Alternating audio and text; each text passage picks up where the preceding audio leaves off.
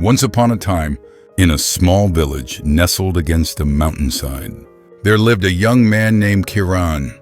He was diligent and kind-hearted, but he constantly felt exhausted and discouraged. Though nothing particularly tragic had happened in his life, Kiran was surrounded by a cloud of negative thoughts.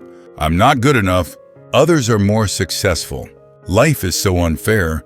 These thoughts were like a heavy gray rain cloud, casting a shadow over each day of his life. One day, while wandering in the forest seeking peace, Kiran came across an old man meditating beside a quiet stream. The old man's face radiated serenity, and his eyes sparkled like clear water. Kiran sat down beside him and asked, "Sir, why is my mind always filled with worry and sadness? Well, you seem so calm, as if nothing in the world could trouble you." The old man smiled gently and replied, "Because I have a gatekeeper in my mind." Kiran looked puzzled. "A gatekeeper?" The old man nodded. "Imagine your mind as a house," he said, "and every day, someone knocks at the door. Some carry light, thoughts of kindness, hope, and peace. Others bring darkness, resentment, jealousy, fear. If you open the door to everyone, your house will soon be chaotic. But if you have a gatekeeper who chooses carefully who is allowed in, you will live in peace." Kiran was thoughtful. "How do I become that gatekeeper?" The old man handed him a small pouch of seeds and said, "Each day, plant 3 seeds in the garden of your mind. Each one a positive thought, gratitude, kindness, hope. At the same time, keep an eye out for weeds, negative thoughts, and pull them out as soon as they appear. At first, it will be difficult, but in time, you'll realize your mind is like soil. It will either bloom or turn thorny, depending on the seeds you choose to plant." Kiran returned home and began his practice. Every morning, he wrote down 3 things he was grateful for. Whenever a negative thought arose, he didn't fight it or fear it. He simply acknowledged it, then gently replaced it with something healthier. Time passed, and the villagers began to notice a change in Kiran.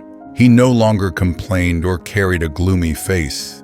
He smiled more, spoke with warmth, and looked at life with a newfound calmness. When people asked him the secret, Kiran simply smiled and said, "I've learned to become the gatekeeper of my mind." The lesson: be the gatekeeper of your mind. Every day, thousands of thoughts pass through your mind, like a stream of strangers knocking at the door of your mental home. Some bring light, encouragement, joy, and hope. Others creep in like uninvited guests, whispering doubt, fear, jealousy, or self-pity. If you open the door to all of them, your inner world will soon be in turmoil. That's why you need a gatekeeper, a part of you that observes, evaluates, and decides what deserves to stay.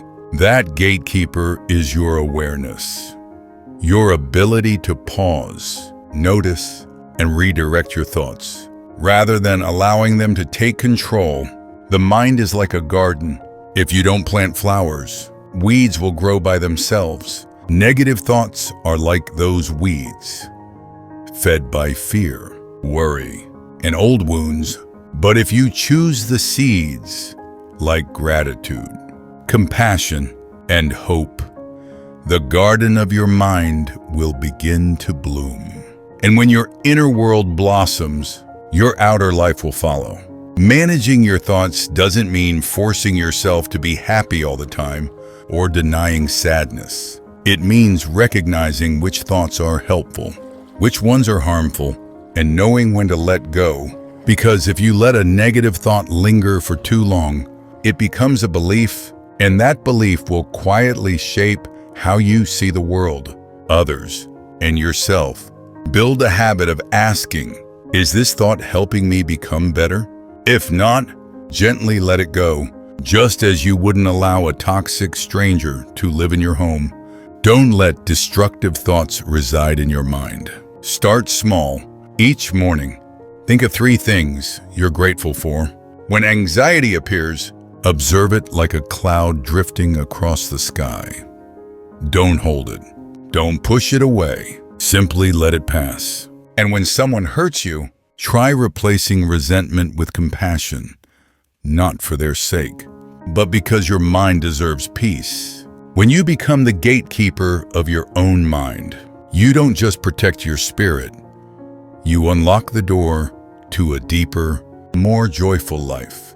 You'll discover that the problem was never the situation itself, but how you chose to interpret it.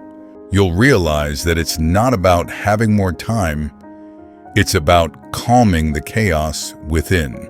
And finally, remember this simple but powerful rule. If it won't matter in 5 years, don't let it disturb you for more than 5 minutes. Happiness, clarity, and peace are always there. If you learn to guard the door and welcome only the thoughts that deserve to stay.